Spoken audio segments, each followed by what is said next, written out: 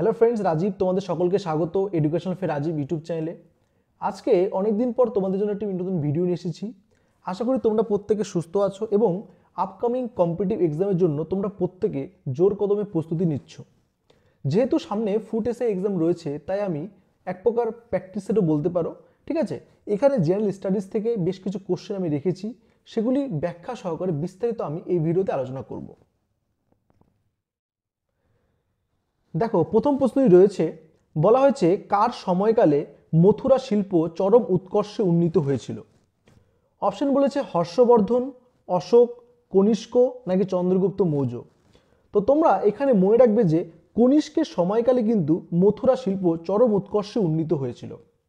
ঠিক আছে, তো আমরা প্রত্যেকেই জানি কিন্তু যে কনিষ্ক একজন কুষাণ সম্রাট ছিল, যিনি তার সামরিক, রাজনৈতিক ও আধ্যাত্মিক কার্যকলাপের জন্য বিখ্যাত ছিল। এছাড়াও যে পুরুষপুর, কপিসা ও মথুরা তার রাজ্যের কিন্তু রাজধানী ছিল। তিনি মূলত বৌদ্ধ ধর্মের পৃষ্ঠপোষক ছিলেন। তো বুঝতে পারলে, তো এই সমস্ত বিষয়গুলো জানলেই কিন্তু আমাদের হয়ে যাবে। ঠিক আছে, আমি এই পিডিএফটি টেলিগ্রাম চ্যানেলে শেয়ার করে দেব, তোমরা চাইলে সেখান থেকে কালেক্ট করতে পারবে। দেখো, পরে চলে আসি আমরা। দেখো, পরের কোশ্চেন রয়েছে, বলা হয়েছে লোয়ের সমভূমি সৃষ্টি হয় কিভাবে। অপশন রয়েছে নদীর পলি সঞ্চয়ের ফলে, হিমবাহের সঞ্চয়ের ফলে, মালভূমির ক্ষয়প্রাপ্ত হয়ে, বায়ুর পরিবহন ও অবক্ষেপণের ফলে। ঠিক আছে, খুবই গুরুত্বপূর্ণ প্রশ্ন কিন্তু রয়েছে এখানে। তো এখানে আমাদের সঠিক উত্তরটা কিন্তু হয়ে যাবে যে বায়ুর পরিবহন ও অবক্ষেপণের ফলে লোয়ের সমভূমি সৃষ্টি হয়। বুঝতে পারলে? দেখো, পরে রয়েছে কোশ্চেন আমাদের। দেখো, এরপরে কোশ্চেন রয়েছে, বলা হয়েছে ওয়্যার অ্যান্ড পিস এর রচয়িতা কে। খুবই ইম্পর্টেন্ট কিন্তু কোশ্চেনটি, যে ওয়্যার অ্যান্ড পিস। অপশন বলেছে লিও টলস্টয়, জন আরভিং, স্যামুয়েল নাকি বাটলার। তোমরা মনে রাখবে এই যে রয়েছে গ্রন্থটি ওয়্যার অ্যান্ড পিস, এর রচয়িতা কিন্তু লিও টলস্টয়। ঠিক আছে, আমরা কম বেশি প্রত্যেকে কিন্তু পরিচিত এই লিও টলস্টয়ের সাথে। দেখো, পরের কি প্রশ্ন রয়েছে। পরের কোশ্চেন রয়েছে কোশ্চেন নাম্বার 4, বলা হয়েছে আর্য অর্থনীতি কিসের উপর নির্ভরশীল ছিল। অপশন বলেছে শিল্প বাণিজ্য, কৃষি ও পশুপালন, নৌ পর্যটক নাকি যাগযজ্ঞ। এখানে কিন্তু সঠিক উত্তরটা হয়ে যায় আমাদের যে কৃষি ও পশুপালন।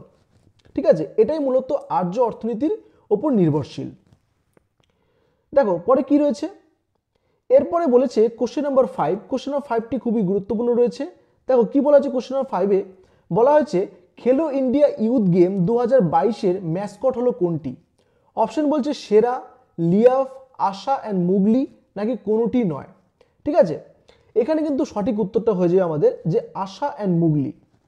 ঠিক আছে, এখানে আমরা কয়েকটা বিষয় আলোচনা করব। যে দেখো, 30শে জানুয়ারি থেকে 11ই ফেব্রুয়ারি পর্যন্ত এটি কিন্তু হয়েছিল। ঠিক আছে, সেখানে 6000 জনেরও বেশি কিন্তু ক্রীড়াবিদ প্রতিদ্বন্দ্বিতা করেছে। ঠিক আছে, এছাড়াও দেখো হিন্দুস্তান কা দিল ধারকা দো, এটি খেলো ইন্ডিয়া ইউথ গেমস 2022-এর হৃদয়স্পর্শী সঙ্গীত ছিল এবং প্রধানমন্ত্রী নরেন্দ্র মোদী এই গেমসের ম্যাসকটের নাম দিয়েছিল। তো বোঝা গেল বিষয়টি। দেখো, পরে চলে আসি আমরা। এরপর রয়েছে কোশ্চেন নাম্বার 6, বলা হয়েছে ভারতীয় সংবিধানের কোন ধারায় অন্যায়ভাবে গ্রেপ্তার ও আটকের বিরুদ্ধে সংরক্ষণমূলক ব্যবস্থা নেওয়া হয়েছে। অপশন বলছে 20 নম্বর ধারা, 21 নম্বর ধারা, 22 নম্বর ধারা নাকি 23 নম্বর ধারা। ঠিক আছে, খুব খুব গুরুত্বপূর্ণ প্রশ্ন কিন্তু আমি এই সেটটিতে রেখেছি। এই পিরিয়ডটিতে কিন্তু সমস্ত কোশ্চেনগুলি যেগুলো মানে আসতে পারে, আসার সম্ভাবনা প্রবল, সে সমস্ত প্রশ্নগুলি কিন্তু একসাথে আমি একটু কালেক্ট করার চেষ্টা করেছি। তো দেখো, এখানে কিন্তু সঠিক উত্তরটা আমাদের হয়ে যাচ্ছে যে অপশন নাম্বার সি বলতে পারি আমরা, যে 22 নম্বর ধারা। ঠিক আছে, 22 নম্বর ধারাতেই কিন্তু মানে সংবিধানে এই ধারাটিতেই যে অন্যায়ভাবে গ্রেপ্তার ও আটকের বিরুদ্ধে সংরক্ষণমূলক মানে একটা ব্যবস্থা নেওয়ার কথা বলা হয়েছে। আশা করি বুঝতে পারলে। দেখো, পরে কোশ্চেন কি রয়েছে।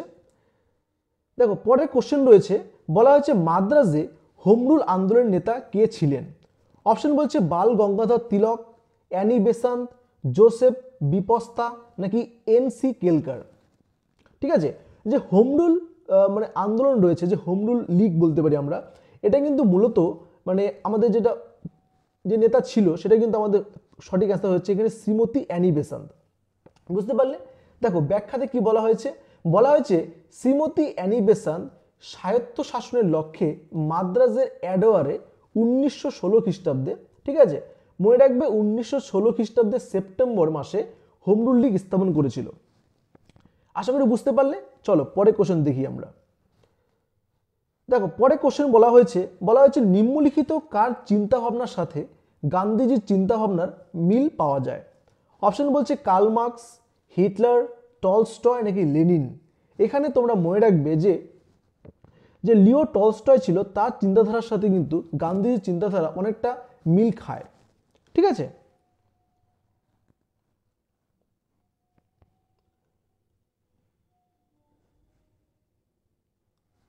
দেখো পরের কোশ্চেন বলা হয়েছে মাদারের লেখক হলেন। অপশন বলছে Margaret Drabble, Maxim Gorky, Salman Rushdie নাকি টি.এস. এলিয়ট। ঠিক আছে, মনে রাখবে যে মাদারের লেখক কিন্তু আমাদের সঠিক অ্যান্সারটা হবে এখানে যে ম্যাক্সিম গোর্কি। বুঝতে পারলে। দেখো পরের কোশ্চেনটি রয়েছে খুবই গুরুত্বপূর্ণ একটা কোশ্চেন। বলা হয়েছে ভারতের দীর্ঘতম হিমবাহ কোনটি। অপশন বলছে সিয়াচেন, বাল্টেরা, বিয়াফো নাকি হিসপার। ঠিক আছে, আমাকে তোমরা এই কোশ্চেনের অ্যান্সারটা কমেন্ট করে জানাবে যে এর অ্যান্সারটা কি হবে। ঠিক আছে, এবং এখানে ব্যাখ্যা দেখো লেখা রয়েছে যে বলা হয়েছে কারাকোরাম পর্বতমালায় অবস্থিত।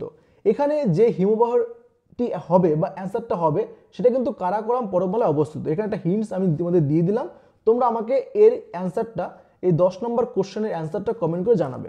ঠিক আছে, এটা তোমাদের জন্য রয়ে গেল। চলো পরের কোশ্চেন আমরা দেখি। দেখো পরে কোশ্চেন রয়েছে কোশ্চেন নাম্বার 11। বলা হয়েছে ইয়াওসাং উৎসব কোন রাজ্যে পালিত হয়। অপশন বলেছে মিজোরাম, মেঘালয়, মণিপুর নাকি সিকিম। ঠিক আছে, তোমরা মনে রাখবে ইয়াওসাং উৎসব কিন্তু মণিপুরে পালিত হয়। দেখো ব্যাখ্যাতে বলা হয়েছে যে 7ই মার্চ 2023 সালে কিন্তু মণিপুরে এই উৎসবটি অনুষ্ঠিত হয়েছিল। বোঝা গেল। চলো পরে কোশ্চেন দেখি আমরা। দেখো পরে কোশ্চেন রয়েছে 12 নম্বর কোশ্চেন। বলা হয়েছে সরকার যে দামে কৃষিজাত দ্রব্য থেকে কিনে বাফার স্টকে জমা রাখে তাকে কি বলা হয়। অপশন বলছে মিনিমাম সাপোর্ট প্রাইস, পরে বলছে প্রকিউরমেন্ট প্রাইস, সিলিং প্রাইস নাকি ফ্লোর প্রাইস। এখানে কিন্তু সঠিক অ্যান্সারটা হয়ে যায় আমাদের যে প্রকিউরমেন্ট প্রাইস। বুঝতে পারলে। তো আমাদের আগে জানতে হবে যে এই যে বলেছে এখানে বলা হয়েছে বাফার স্টকটা মূলত কি। দেখো এখানে ব্যাখ্যাতে বলা হয়েছে যে কোনো পণ্য, ঠিক আছে, কোনো পণ্য বৃহৎভাবে মজুত করে দাম ও সরবরাহ করার পদ্ধতিকেই মূলত বাফার স্টক কিন্তু বলা হয়। তো বুঝতে পারলে কি বাফার স্টকটা। আর যে আমাদের কোশ্চেন ছিল যে সরকার যে দামে কৃষিজাত দ্রব্য থেকে কিনে বাফার স্টকে জমা রাখে তাকে কিন্তু বলা হয় যে প্রকিউরমেন্ট প্রাইস। আশা করি কোশ্চেনটা তোমরা বুঝতে পারলে। চলো পরের কোশ্চেন আমরা দেখি। দেখো পরে কোশ্চেন রয়েছে বলা হয়েছে যে পর্যাপ্ত গতিসম্পন্ন কোনো বস্তুর একটি পূর্ণ পর্যায় সম্পন্ন করতে যে সময় লাগে তাকে কি বলে। অপশন বলছে পক্ষকাল, গতিকাল, আদিকাল নাকি পর্যায়কাল। এখানে কিন্তু সঠিক অ্যান্সারটা হবে আমাদের পর্যায়কাল। ঠিক আছে, যে পর্যাপ্ত গতিসম্পন্ন কোনো বস্তুর একটি পূর্ণ পর্যায় সম্পন্ন করতে যে সময় লাগে তাকে কিন্তু বলা হয় পর্যায়কাল। বুঝতে পারলে। দেখো পরে কোশ্চেন রয়েছে বলা হয়েছে সর্দার বল্লভভাই প্যাটেল নিচের কোন কমিটির চেয়ারম্যান ছিলেন। অপশন রয়েছে committee on fundamental rights and minorities, house committee, Hindu translation committee নাকি ড্রাফটিং কমিটি। তো এখানে সঠিক অ্যান্সারটা কিন্তু হবে আমাদের যে প্রথম অপশনটি, যে সর্দার বল্লভভাই প্যাটেল মূলত committee on fundamental rights and minorities কিন্তু সভাপতি বা চেয়ারম্যান ছিল। ঠিক আছে, চলো পরে কোশ্চেন দেখি আমরা। দেখো পরে কোশ্চেন রয়েছে কোশ্চেন নাম্বার 15। বলা হয়েছে প্রাচীনতম হিন্দু মহাকাব্য কোনটি। অপশন বলেছে মহাভারত, মহাভাষ্য, রামায়ণ নাকি কোনোটি নয়। যে তোমরা মনে রাখবে যখনই কিন্তু আমাদের কোশ্চেন বলবে যে প্রাচীনতম হিন্দু মহাকাব্য, সেটা কিন্তু সঠিক অ্যান্সার কিন্তু হয়ে যাবে আমাদের রামায়ণ।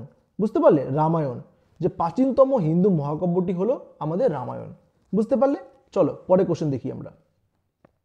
দেখো পরে কোশ্চেন রয়েছে বলা হয়েছে ভারতীয় সংবিধান সংশোধনের কতগুলি পদ্ধতি রয়েছে।